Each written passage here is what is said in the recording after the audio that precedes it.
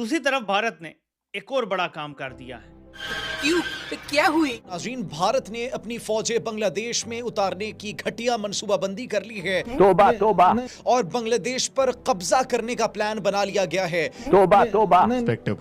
हमारे उपेंद्र द्विवेदी जी जो chief of army staff हैं, उनकी एक कॉल हुई है बांग्लादेश के आर्मी चीफ वकरुल जमान के साथ। बांग्लादेश के अंदर जो भारत के लोग मौजूद हैं, भारतीय इंडियंस जो मौजूद हैं, उनकी जान को खतरा है। एंड एक वार्निंग भी गई होगी, क्योंकि उसके बाद वहां से जो स्टेटमेंट आया है कि भैया we will do everything possible to protect Indian assets. जो भारतीय लोग हैं वहां पर बांग्लादेश के अंदर मौजूद, उनको मारा जा रहा है, उनको कत्ल किया जा रहा है, और फिर भारत इस चीज को जवाब बनाकर भारत अपनी फौजों को वहां पर उतार देगा। इस वक्त जितना शोर बांग्लादेश के इदारों ने और सियासतदानों ने मचाया हुआ है, मैं कहती हूँ कि अगर उसका 10% भी इंडियन आर्मी ने कर दिखाया तो बांग्लादेश का नामो निशान सफाई हस्ती से मिट जाएगा।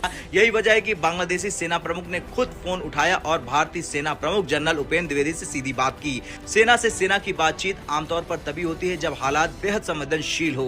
इस वक्त बांग्लादेश में 40% से ज्यादा जो फूड सप्लाई है वो इंडिया से हो रहा है। अगर इंडिया सिर्फ बांग्लादेश की वो फूड सप्लाई चेन कट कर दे तो मैं कहती हूँ कि बांग्लादेश भूख और अफलास से तबाह बर्बाद हो जाएगा।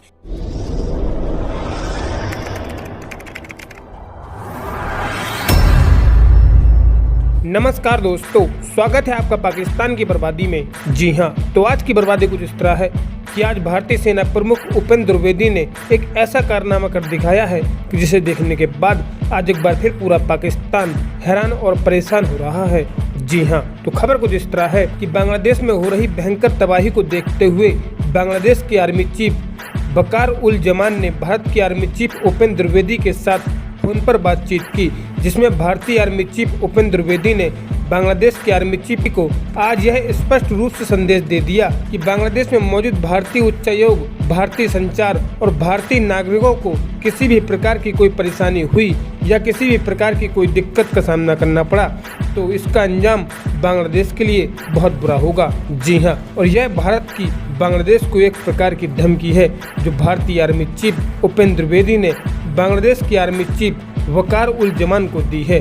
जी हाँ, खैर दोस्तों, आपसे छोड़िए, हम पहले पाकिस्तानी मीडिया का रिएक्शन देखते हैं कि बांग्लादेश के अंदर जो भारत के लोग मौजूद हैं, भारतीय इंडियंस जो मौजूद हैं, उनकी जान को खतरा है और उनको ये वजह मिल जाएगी, ये जवाब मिल जाएगा कि दंगे फसादात में जो भारतीय लोग हैं वहां पर बांग्लादेश के अंदर मौजूद, उनको मारा जा रहा है, उनको कत्ल किया जा रहा है, और फिर भारत इस चीज को जवाब बनाकर, इस तमाम तर दंगे फसाद की सूरत हाल को जवाब बनाकर, जो कि अभी इंटरिम गवर्नमेंट है, उस पर बो जाएगा। और जब उस पर बो जाएगा, उनसे सिचुएशंस नहीं ठीक होंगी, नहीं नॉर्मलाइज होंगी, दंगे फसादात बढ़ जाएंगे, तो फिर ये जवाब बनाकर कि वहां पर इंडियंस को खतरा है, भारत अपनी फौजों को वहां पर उतार देगा और बांग्लादेश के अंदर इनफिल्ट्रेशन की दोबारा कोशिश करेगा, क्योंकि बांग्लादेश की अवाम अब भारत के बयानिए को अपोज कर चुकी है, भारत की मदाखिलत को एक्सपोज कर चुकी है। और हमारे उपेंद्र द्विवेदी जी जो चीफ ऑफ आर्मी स्टाफ हैं,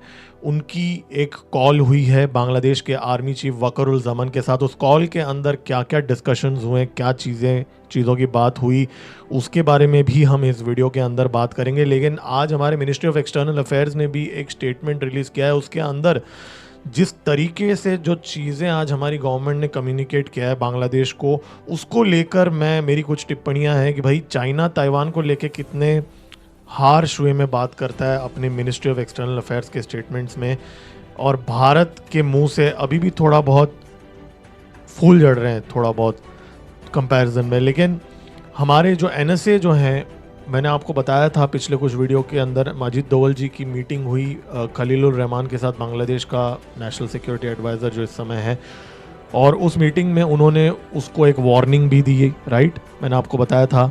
अब वो जो वार्निंग दिया, क्या उस पर कुछ एक्शन लिया बांग्लादेश ने? क्या आगे हमारे अजीत दोवल जी अब आगे क्या प्लानिंग चल रहा है बांग्लादेश के अंदर? और इतना ही नहीं, from a purely military perspective, diplomatic perspective, national security strategy perspective, इस समय तीनों लेवल पे बांग्लादेश के साथ भारत कैसे एंगेज कर रहा है और चीज़ें किस तरफ से जा रही है, इसके बारे में भी हम इस वीडियो में बात करेंगे। तो दोस्तों, इस वीडियो को लाइक कीजिए, मेरे चैनल को सब्सक्राइब कीजिए। मेरा नाम है गिरीश और आप देख रहे हैं MGO पॉलिटिक्स। चलिए स्टार्ट करते हैं। हमारे जो चीफ ऑफ आर्मी स्टाफ की जो कॉल हुई है सीधा वकर उल जमन से हुई है, जो बांग्लादेश का आर्मी चीफ है। और